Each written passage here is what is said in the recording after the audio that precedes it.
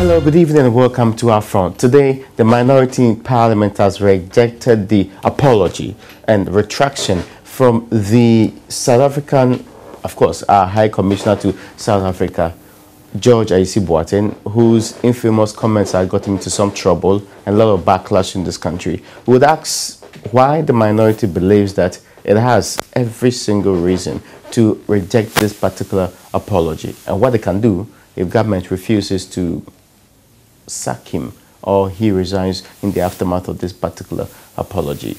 My guest today is the Honorable Spokesperson on Foreign Affairs for the Minority, the Member of Parliament, Samuel Okudzeto-Blakwa. You're welcome, sir.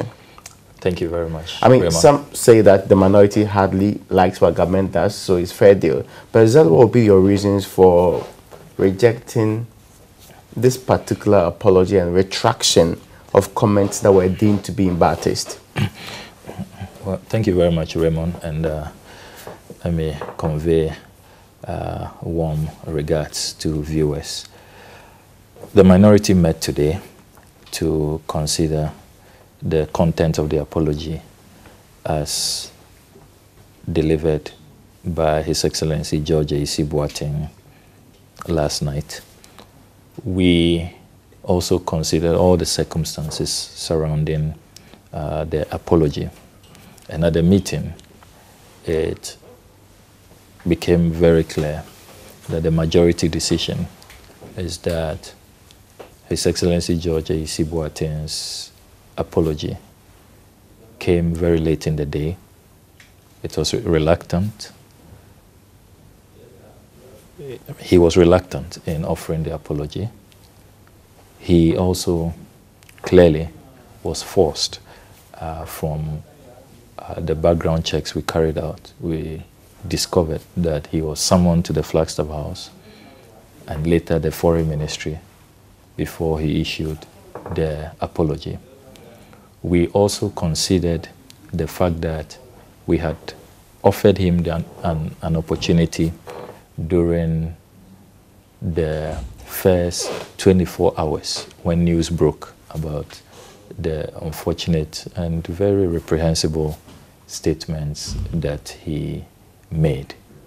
We all must admit that you cannot justify statements which suggest that there are some citizens who are more Ghanaian than others. You cannot justify statements which suggest that a High Commissioner arriving in a destination country is seeking to work only for a section of Ghanaians, MPP supporters, and yet he is paid for by the state, by all of us. He's a state official. He clearly lacks an understanding of his job. He clearly does not appreciate the demands of his office. He does not appreciate the oath of office that he swore. He clearly does not understand the Constitution that expects public officers to at all times avail every opportunity to open up facilities and ensure that Ghanaians are served in the best interest of the country. So when we gave him that opportunity, within 24 hours when this happened, his response was to rather attack the minority. He called us names. He said he was not going to retract and apologize. He sought to equalize. He concocted all kinds of reasons, sought to even denigrate the good name of Professor John Mills, our former president. God bless his soul.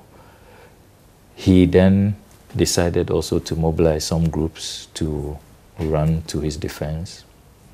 We also heard him say subsequently that when you are a father at home, you must make sure your children eat first before you think about other people's children, forgetting that as Ghana High Commissioner, all Ghanaians are your children. And you cannot be saying that, I mean, you are looking for some other children to take care of. I mean, he clearly did not understand his job.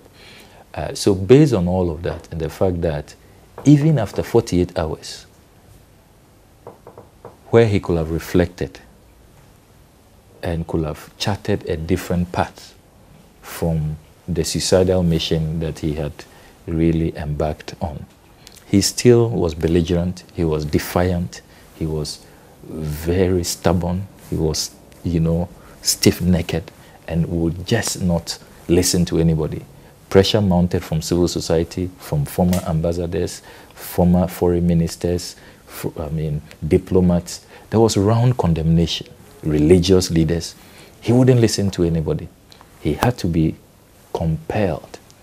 He was forced to issue this statement after he had been summoned by the presidency and the foreign minister. So based on all of these facts, and considering the latest development, which is statements coming from Ghanaians living in South Africa who have declared him unfit to represent their best interests in South Africa. They are saying they don't feel safe if this is the High Commissioner who is coming to be in charge of the High Commission in South Africa. So we have considered all of this. I mean, we are all Christians. We believe in forgiveness. I mean, we know that as humans, we are fallible. I mean, every day you pray that God will forgive you your sins. So ordinarily, if Monday, when we asked for a retraction and an apology, he took it in good faith and apologized and did not, you know, seek to call us names, and he didn't engage in all the things that he engaged in, we will certainly have, you know, because we know we are all fallible, we make mistakes. But the approach he adopted, and considering how things escalated and have really gone out of control. Now, if he goes back to South Africa, the Ghanaians you are going to serve say they don't want to see your face. They don't have confidence in your ability. He has lost every legitimacy to continue to hold on to that office. And that is why we have come to this rather. It was quite difficult for us. It was a very long meeting, but it's clear that he left us with no choice but to come to this conclusion. I know it wasn't a unanimous decision. But it's a majority decision, and I would say almost unanimous. Really? Almost unanimous. How many people said no, let him go? Almost unanimous. Almost How unanimous. many of your colleagues? Very few, very few. I can tell you that I was in that. Oh, okay. You wanted him to go? I thought that, you know, we've had enough. And, okay. And we should just move on. But people really felt offended and affronted by the things he said and the continuous defense.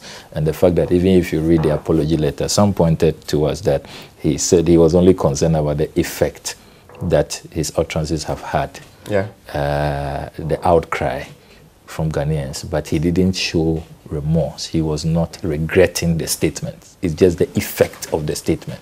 So, I mean, things just didn't go in his way. He was ill-advised from the beginning, and it's unfortunate that we are where we are. I mean, nobody takes joy in anybody losing his job or so you reject the apology? I mean, yes, that's to all intents and purposes, you reject the apology? Yes, and we are back to our original position. Remember that we had to, after 48 hours, when he failed to apologize, and we asked His Excellency the President to recall him, to show him the exit. So we are back to that position where we are saying that if he doesn't resign, the President should give him the sack. Okay, let me get to appreciate what informed this particular decision, a lot of that. I get the impression that first you're saying that he refused in his utterances after the calls on him by the minority, for example, to retract and apologize. He refused to do so. Yes. At that time, had you asked him to resign? No, initially we asked him to retract and apologize. If he wouldn't, he should resign. That was the first. Okay, that was the first. So a retraction and apology would have been okay. Will have been okay initially. By Monday, that would have been okay. He made these statements over the weekend. Right. News broke Monday morning, and that was our initial reaction. Then by Wednesday morning, it had become clear that he was adamant. He insisted that he would not resign. He was very defiant, and then that's when we were forced to issue a statement on Wednesday that clearly the ball is now squarely in the court of His Excellency the President. His appointee refuses to acknowledge that he's done something wrong. He's justifying it. He says that he will even say more if given the same opportunity. So based on that, forgive me, where did he say this one? I will say more if given the same opportunity. On a number of radio stations, if you check, it's on the portals of Ebusia FM, Ishra FM, Boss FM. Those are, and it was widely reported. And you didn't hear that? No, there was one of on Ebusia FM. I was on with him. They called me and they called him too. And I offered the opportunity. He said no. And he said that he said no. He said he would apologize. It was a cheap discussion. He said, "Oh, me carboni." Okay, I get your point. What he said, what was classically wrong with that?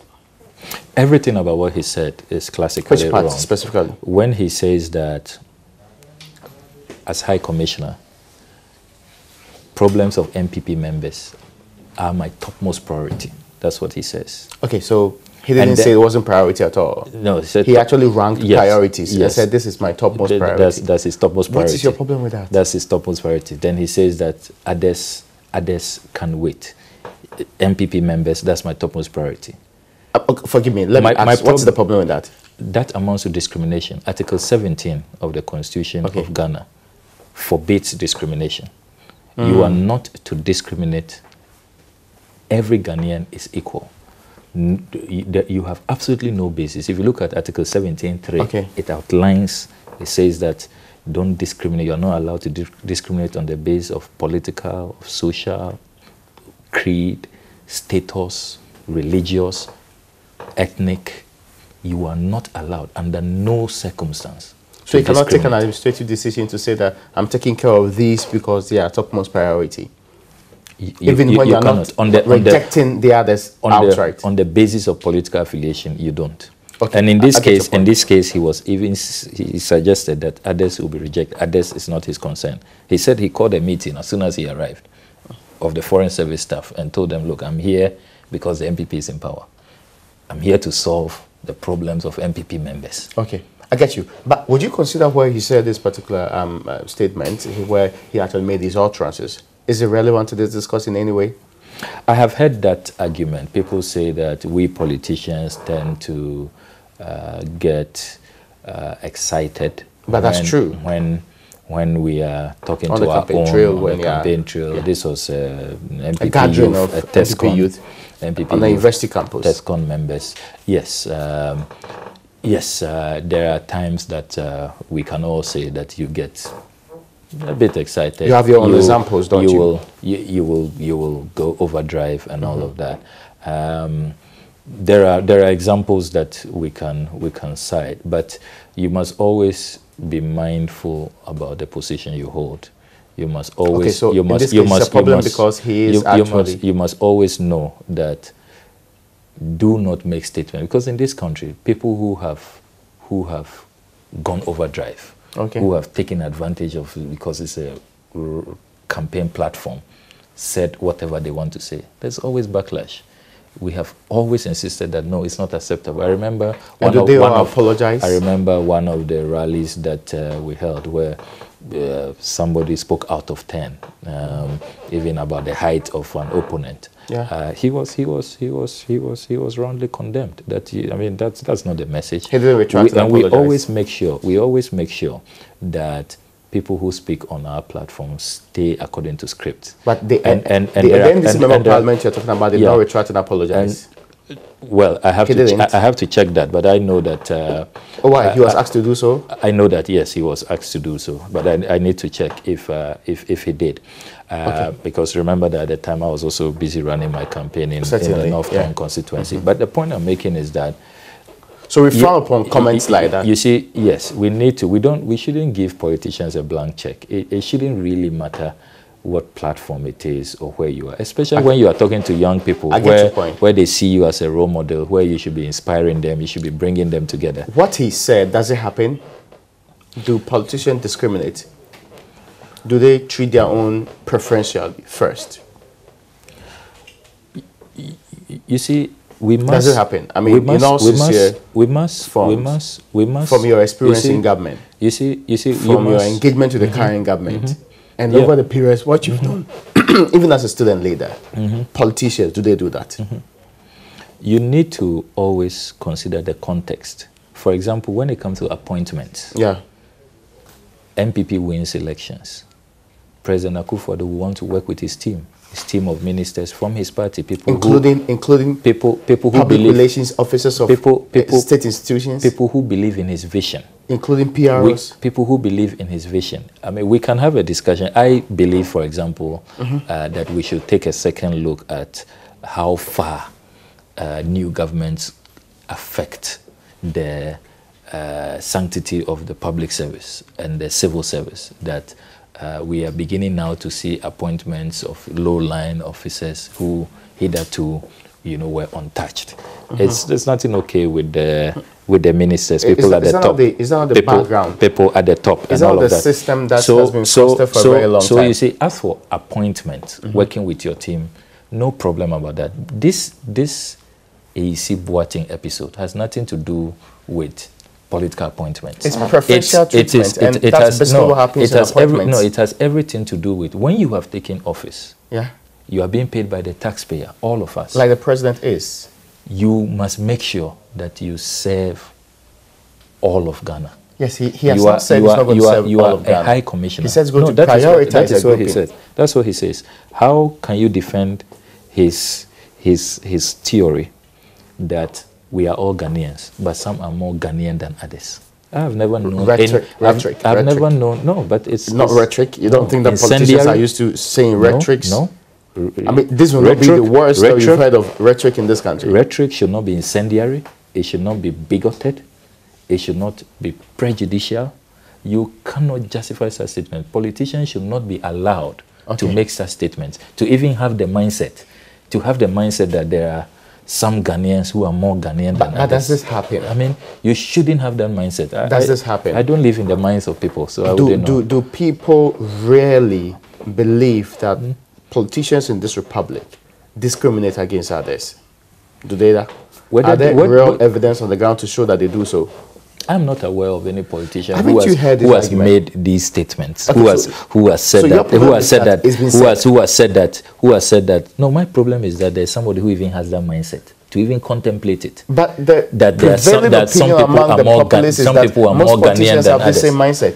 The prevailing opinion among the populace is that most politicians have the same mindset. That means we are in trouble. It means that politicians have work to do. It's not alien to you. You know that is the reality. It means we are in trouble. I don't believe that.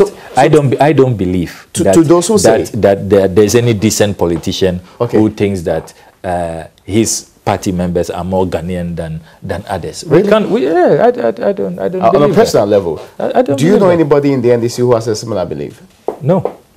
No, that NDC members are more Ghanaian. NDC who discriminate against other Ghanaians? I don't know. From your engagement with everybody? I don't know. I can't point. All in the NDC treat all Ghanaians fairly? I can't point you to one.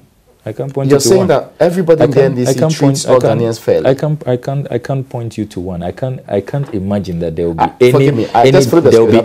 be any decent NDC politician who would think that NDC members are more Ghanaian. You're qualifying. No, you're saying that you can't believe that there will be any decent NDC politician. Yes. You're qualifying that. Yes. I'm asking you, can you vouch for all members of the National Democratic Congress that they do not discriminate? They do not share the views that has been expressed by the Honorable, His Excellency, surprisingly. To the extent that I cannot provide one evidence, a shred of evidence, I believe that all NDC members, NDC leaders, see everybody as Ghanaian enough. We are all Ghanaians. I'm really wondering on what basis you will say that this person is more Ghanaian than that person. How do you come to that conclusion? I mean, look, I'm from the Volta region. Yes. My wife is from the Upper West region. My children are Ghanaians. I don't believe that anybody from any section of Ghana or who has a particular party card is more Ghanaian than others. I don't believe that. You don't believe so? But I know you've also studied political science. Yeah. You are mindful of Ghana's political history. Yes. Ethnicity and ethnocentrism at every point in time, at every particular, republic, had been a major issue. And you know that. Ethnicity is different from bigotry. Yes, I'm saying that it's different. It's different. Ethnocentrism. Yes, you see, clearly in our politics, you can say that there are several examples. You can say that. So Ayisi Boateng is one of those examples. No. You can't use that to justify the fact that majority of people living in the Ashanti region will vote for the MPP, and majority of people in the Volta region will vote for the NDC. Doesn't make them bigoted. It doesn't make them ethnocentric. They believe that this is the party that best represents our interests. They are not voting for, people in the Volta region are not voting for the NDC because they think that people in the Ashanti region is less Ghanaian, or people in the MPP are less Ghanaian than them. That is not the basis. I believe I get your point. In the Volta region, I don't believe that. Yeah. So you don't think that's what the impression is? No. That's you don't think that it boils down to an ethnocentric quest, and in the words of Paul Nugent, an ethnic census when you do elections. You don't think so? No, I think that will be stretching it. I don't think that people surprisingly, in the regions vote for particular political parties because of a certain supremacist mentality. I don't believe that. Because of this is remember that hegemonic quest. You don't think so too? Remember that hegemony largely is due to your environment, nature. You have grown within a certain society. Your parents belonged. This is what is known to your community and preferred by your community. That is different from believing that you are supreme, better than others. You are better Ghanaian than others. I want your direct response. Who have different perspectives. Claim that you, as in minority members of parliament, and those who are actually crying wolf on this particular matter, or actually seriously condemning the matter, are only acting the proverbial ostrich, creating the impression that this society has no examples of such actions, and that, indeed, it's a fragmented, divisive society that we are in, fostered by the politician at the upper level. Is not true. We certainly need to do a lot more work as a country on uniting the country. So there's a bigger picture. Bringing us together. Yes, I will admit that we are quite polarized, and that the winner-takes-all mentality has to be checked, and we should work towards inclusiveness. I believe that. But we are talking now about an extreme form, which is bigotry. Which makes it extreme. Yes, which I mean, this is very extreme. Where where a person believes that some people are more Ghanaian than others. He doesn't even believe that you should even be in this jurisdiction. That you even qualify. Compared to the member of parliament, qualify to be entitled to what we are all entitled to. Sorry, forgive me. Compared to the member of parliament rights, who suggested that a certain people of a certain ethnic extraction could be endangered or even killed, which one is worse off? You need to be clear. I don't. I'm saying that compared to a member of parliament who actually says that be they Gans or others could be killed under certain circumstances, which one is more extreme? I would say all are extreme, but I don't quite get the example you are giving. Is there a particular issue you want to raise? I'm saying that the Honorable Kenneth Japan was alleged to have made such a comment, and it happened in this republic. Okay. He was even arrested and put before court on some charges and all of that. And I'm asking you, this will not be the first time we've heard things like this, and that's a clear-cut example of this happening. Yes. The minority members of parliament did not demand that he leave parliament because, well, perhaps he was not an ambassador. Is it because he's a representative of Ghana to a different country? That is why this is very grievous. Not at all. I remember that at the time the Kennedy-Japan incident occurred, the one you referred to, I was in the executive, and I recall that there was round condemnation. I get that. That's not in doubt. And he was even arrested, and there was some prosecution. Which, the case was thrown out at the end of the day. Which was not successful. So there was action. I don't think that we have been discriminatory in our approach, because His Excellency Ayisi Boateng is not a member of the House or a former MP. That is why we are. Okay, so it's not because he's an ambassador. No, it's not because. Now, I've heard you make some comments about he's an ambassador. He was invited to the Flagstaff House. He was coerced. How do you justify these? Do you have facts to back them? Your own network broke the story yesterday. Yeah. That I take the Joy platform very seriously. Okay. So quite a, so because we journalists said it, that's why you. But no, that's not not all.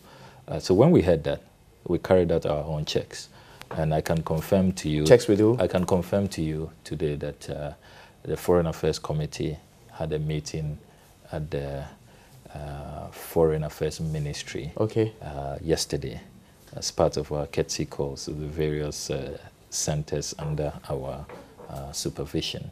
We called on the Foreign Ministry, later went to the Passport Office yesterday.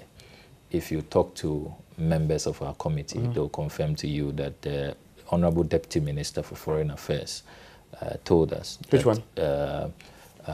I will... Charles Oredu? No, not Charles Oredu, the other one. Okay. Confirmed to us that he was summoned to the presidency or to the ministry?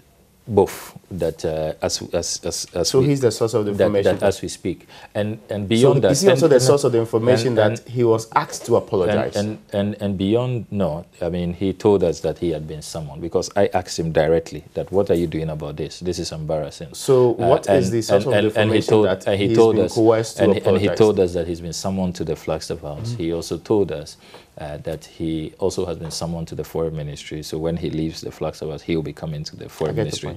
The Honorable Anodompre, the chairman of our committee, was there. The vice chairman, Honorable Aprechi, was there. I'm not doubting Barbara that. Asha was there. So these are all MPs that you can talk to. So that was our first point of information. Then certainly we did some further work to find out exactly, okay, if he's been summoned to do what? Is he going to be sacked? Certainly when you are following a matter, you are interested, and you hear that the kingpin has been summoned. You want to find out what's going on. So you were told that he was asked to apologize. I did all my checks, and I can tell you that. So who asked him to apologize? The president? I can tell you that this apology was coerced. By who? The president? He was forced by the president to apologize, and I don't think I need to. No, I just want to be clear. The vice president. I don't. The chief of staff. I am not going to be pushed to. It could be that names. You are just conjecturing. Possibly. I am not. Because you were very categorical when you referenced the deputy minister who actually told you about these.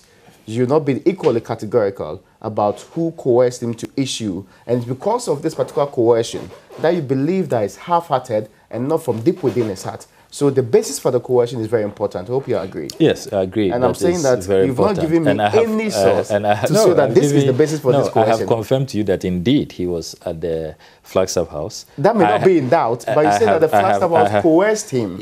I want to know who within that particular house coerced him. So you thought he was invited to drink tea? I'm just asking you the question. To just come on a tour of the Flagstaff House. Is it the president? You thought that's why he was. Is it the chief of staff? Is it the vice president? Is it the executive secretary to the president? You are a journalist, and you know that it's important to protect your sources. And no, I'm not asking you to give me your source. Always manage. Forgive me, I'm not asking you to give me your source. You must always manage how much information you put out. I'm just asking you to state to me who coerced him. It is enough for this discussion to say that the Flagstaff House coerced him. It is enough to say Who are the Flagstaff House? It is enough to say that. The president has the Flagstaff House. Did he do so? But I don't see how this helps this discussion or improves it in any way. But to be fair, you've not. So the coercion is a belief that you have. If you have a belief that he's been coerced, it's based on fact. Facts from a person you've not told me.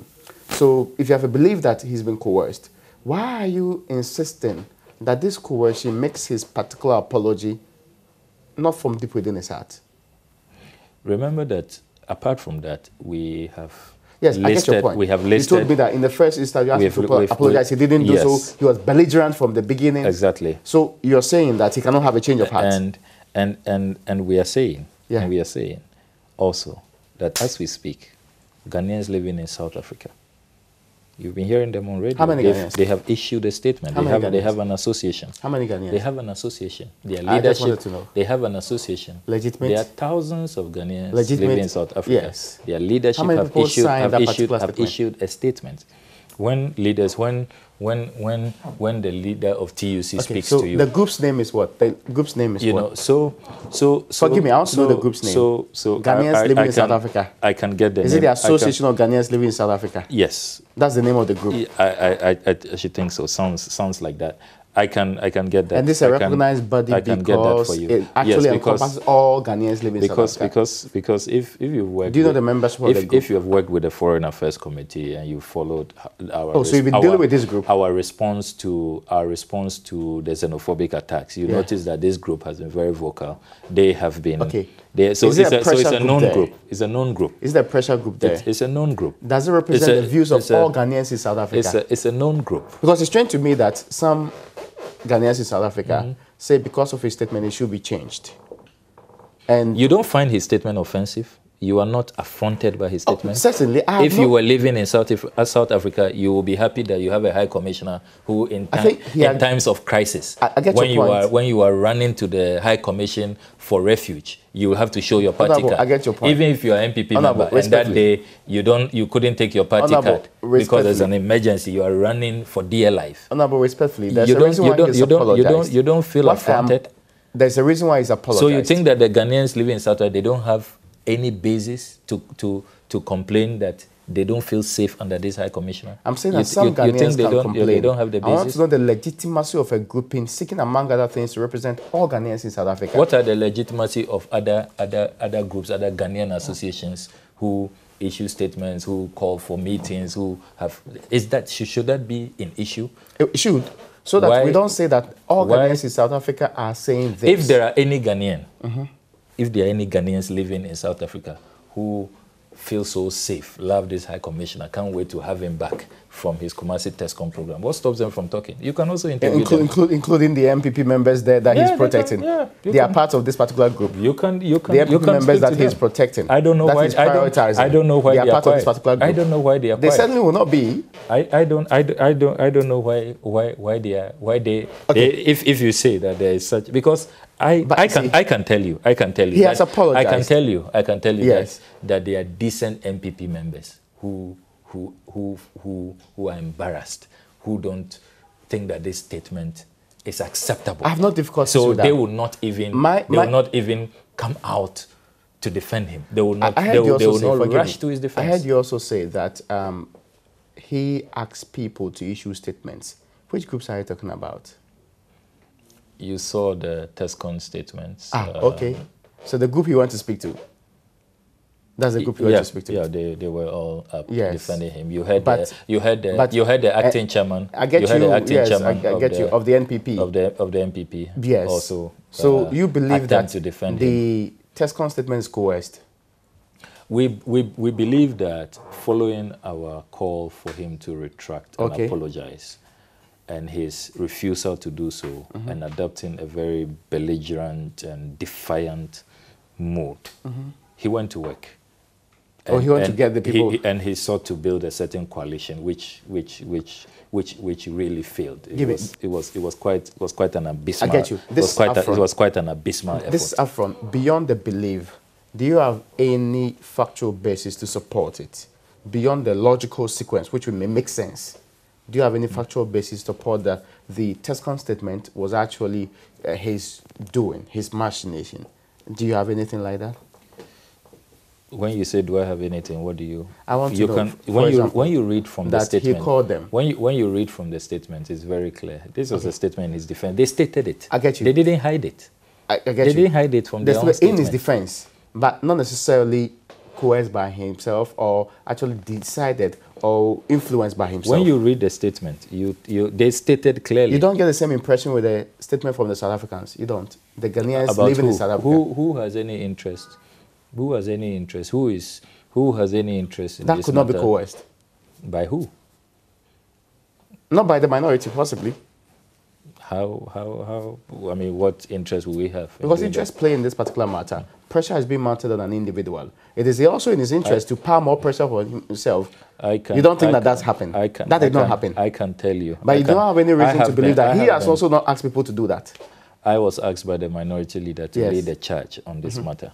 You've not spoken to South Africans? Before the God I serve, and with all true conscience. I don't even know anybody in South Africa to call, to talk to. I get your point. To ask to issue statements. Okay, so you have made it categorical that this man is not qualified. He apparently have no appreciation of the work he's supposed to do there. Regardless of the apology, he should be let go if he doesn't resign. Is there a deadline to this particular statement? We have decided that we will give the High Commissioner some time to reflect and to see that it is no longer tenable for him to continue in that office.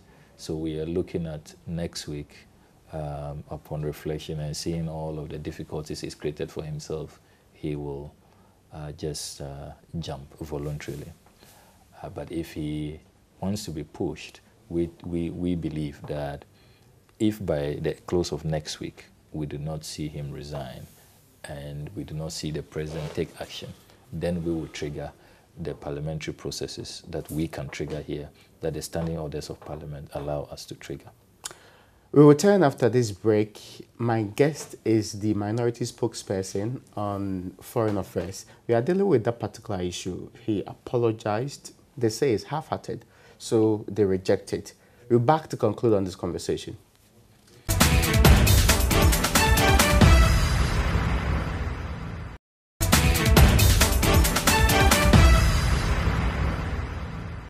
You're welcome back. This is UPfront. My name is Raymond Akwa. So we are interrogating the stance of the minority on this particular matter. As I did tell you earlier on, they've issued a statement. The statement is clear. They are rejecting the apology of the Honorable George Ayisi Boateng, who is supposed to be our representative in South Africa, yet has made some very disparaging comments that he believes the effect of which have made him retract and apologize.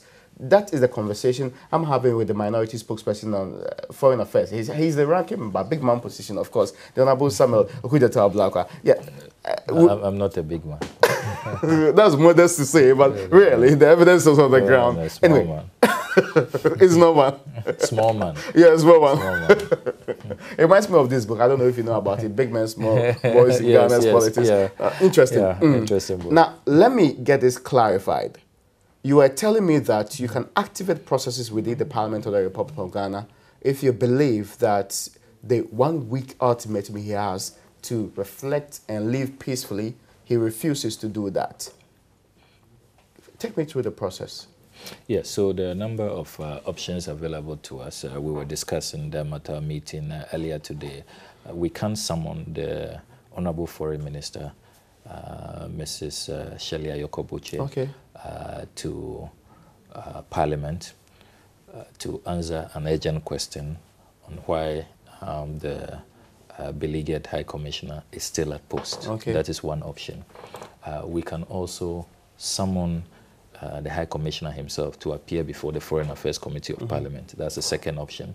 There's a third option. We can file an urgent motion, which we used in the matter of the $2.25 billion bond.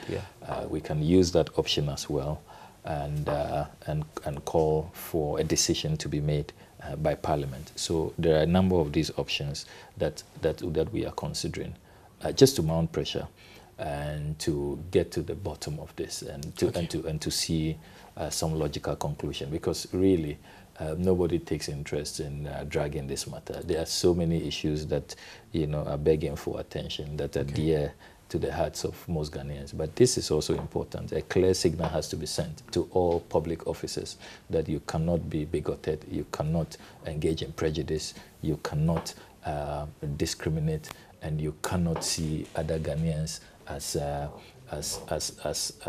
less Ghanaian than the rest. And so we believe that his sins are egregious enough to demand action and to let him pay for the utterances that he made, especially to the extent that he sought to defend it.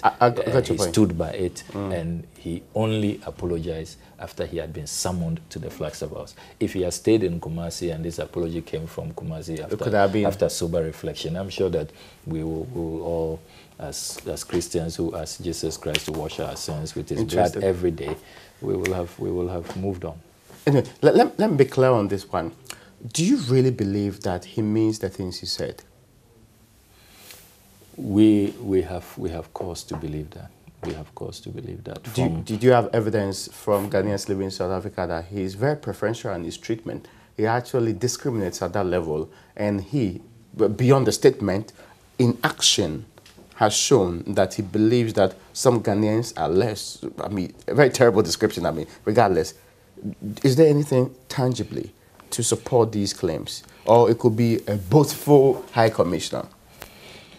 But, I mean, this is not something to boast about. You don't boast about people not being Ghanaian enough. We believe that the mindset alone is grave enough, is bad enough. But you don't have any evidence from South Africans about his conduct there? He's not been there for a long time. Yes. So this speaks to what he's likely to do in the future. And so this is about his mindset. Okay. It's about his entire belief systems. And we have also had the opportunity to see him when he was pointed out when it was pointed out to him that what you said is unacceptable, is unconstitutional, is un-Ghanaian, is unconscionable. Apologize, make amends. We have had the opportunity over the last 96 hours to see how he responded to that. And all of that has not helped matters. It has made us see in him a dangerous envoy who is not fit to occupy the high office of High Commissioner in South Africa. And you know, Raymond, in Africa, 3 positions are critical. South Africa, Kenya, and Ethiopia. These posts, every country sends their finest because it's a diplomatic hotbed. Okay, the Africa Union Commission is in South Africa. And look at all of this. Look at if other ambassadors are watching. The diplomatic community is watching, and they are wondering. They are watching his comments. Who is this? Who is this colleague? Colleagues in Kumasi. Who is this colleague of ours who made these statements? He was asked to apologize and rather sought to defend it. And the language... And he finally apologized. But what they take that into consideration too? The language, the tone. He's really damaged his image, damaged his reputation. Regardless of the apology. It's not good for us. Regardless of the apology. It's not good for us. And you're going to a country that has a history of apartheid, discrimination. I get your point. And segregation is such a red flag in South Africa. I wonder how he's going to be perceived by the government in South Africa, how he's going to be received moving forward, and how all of that is going to affect the relations with Ghana. These are not matters that we should joke with. To those who say that your request, he should go or be removed, may not be heeded in any way. In fact, it will just be yet another minority pursuit which will not end anywhere, because the executive president has powers, and that up to today did not see why he should go even after the apology and the retraction that has been done. What will be your response to that? I will say that those people have a point, to the extent that since this whole episode started and how it has unraveled before our eyes, I'm really disappointed that the foreign minister, the president of the Republic, no government official has spoken. No government official has chided, has reprimanded this High Commissioner. Not a word. Very disappointing. Perhaps they knew he was going to apologize. Very, very disappointing. Perhaps they knew he was going to apologize. Even this apology, we need to hear from government. Really? The apology was to the president and the people of this republic, and to the people. What does the president say about it? About this reluctant apology, this half-hearted apology, this insincere apology? We need to know. these are matters that... You want to hear from the president on this? Yes. Is this the marching orders that the president gave his ambassadors? There's always an orientation for ambassadors. Of course, this is a breach of the standard. That's why he's apologizing. So why is it that President Nana Addo Dankwa Akufo-Addo couldn't be decisive on this matter? Couldn't use this as an opportunity? Already, the MPP has a certain tag, a certain perception. Already people are feeling unsafe. People feel that there's a certain agenda against sections of society under his presidency. It may be just perceived and not justified. So this was an opportunity. This was an opportunity. I want an opportunity to explore that in a second. Respectfully, it's very important to me. This was an opportunity for the president to exhibit decisiveness and to show his revulsion for such mindset, for such conduct. And he's missed it, but it's not too late. It's not too late. And him would actually put it to rest. We must hear from government. We must hear from the president. Who hasn't spoken in this country about this matter? Who hasn't expressed their disgust about this matter? From the religious community. The MPP has not said so. From the religious community. The MPP thinks it's much ado about nothing. So why do you think the president should side with the NDC MPs rather than the NPPs who gave him power? You see, that is, and if you listen to His Excellency Ayisi Boateng carefully, that is the mindset that is going to spell the doom for the MPP. Okay, I get your point. We must remember. But elections are very far away. We must remember. We are in 2007. Don't worry. Every day. I get your point. Your sins are being recorded. The voters will not forget, and I appreciate and they will punish you. But you let us remember, Raymond. Yes. This point is very important. That MPP, NDC, politicians in these two parties should remember that we don't have enough membership to propel us to first-round victories. We don't. Okay. You depend on floating voters. Okay, so if the floating voters will abandon the MPP because of this. So if you think that it's only MPP that brought you to power, it's because of MPP you are High Commissioner, and so you attend to only Cadbury MPP members. The MPP is rallying to his defense. It's only NDC minority making noise. I didn't know that all of the others speaking. I mean, KB Asante, the respected diplomat, I mean, Reverend Dr. Opuni, Occupy Ghana, Imani, and all of those civil society organizations speaking. I didn't know they've all become NDC. No, and so, I just want to be clear. And so let's... It's not about you. Removed. It's not about you. But not all of them are asking for him to be removed. Some are asking for him to apologize. Yes, some are asking for him to apologize. Many of them are actually in that direction. That let him apologize. Let him show remorse. And this is what he has done. He's apologized. I retracted the statement. Well, you have to go back. We have not heard from the others whether they think that this apology is sincere enough. So it's the evaluation of the apology that makes it matter. Whether it is the kind of apology that they were expecting. An apology that comes from the crux of it is insulting language. It's actually disrespectful language. The use of language that is not in the best of our tunes. You opposed to that? Very much opposed to any form of incendiary language, insulting language, belligerent language. Absolutely. I think that we need, like those that were used by the Muslim 3. I think that we like those that were used by the Muslim 3. Of course, we need a clean, sane. Did you sign the petition for their release? I did sign the petition, and I made it clear. The public records are there. That was not for the insult. Was not a support to the insult. It was not a support. That I believe they should be punished, except that I thought the punishment was severe. I get your point. It was severe. And with time, you see that those who did not even just threaten, but went actually to carry out their threat. You saw what they can do, just 1,800 cities. The invincible forces in Kumasi. The Delta forces. 1,800 cities, they have not been imprisoned. Okay. So you could see that when some of us raised concerns that we thought that the punishment was really harsh, we had a point. My last question to you is some hints you gave me about some Ghanaians feeling that this government is actually not treating all the same. What's the basis for that? I did make the point earlier that another day and at another time, I want all of us to sit to, as a country, decide on how far we can go in how we invade institutions in this country with our people. Okay. Public office. So it's to do with the appointments to these places? The civil service, yes. Which has always been the case for political parties. No, but this time it has gone very, very far. It's been very far-reaching. Okay. So middle-level appointee, low-level, even PROs are being affected and all of that.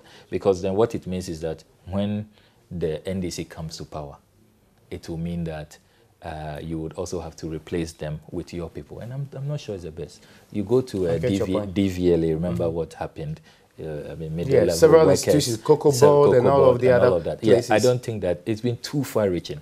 You win an election, it's not a conquest where... Forgive me, I've been told that my time is up. So I'm sure we can continue this conversation, especially on how far it can go when that takes all. Yeah. But that conversation was being done by the civil society groupings. What was your government stance on that? I remember in the prior to the constitutional review, what was your government stance on that? No, I've always said that. The government, I mean, you're part of the government. There was, I'm not aware of any public pronouncement made, and I don't think government had opportunity to discuss. So you're opposed to when that takes all? But, I mean, yes, I mean, certain forms of it. I mean, when you make such far-reaching invasions into institutions and all of that, I think that it's not really healthy. Well, folks, that's where we tie the nice ribbons for today's edition of the UPfront. My guest in this conversation has been the minority spokesperson on foreign affairs. They are insistent that it wasn't sincere, so they reject the apology of the Honorable Judge Ayisi Boateng, the very person we have selected as a people to represent us in South Africa.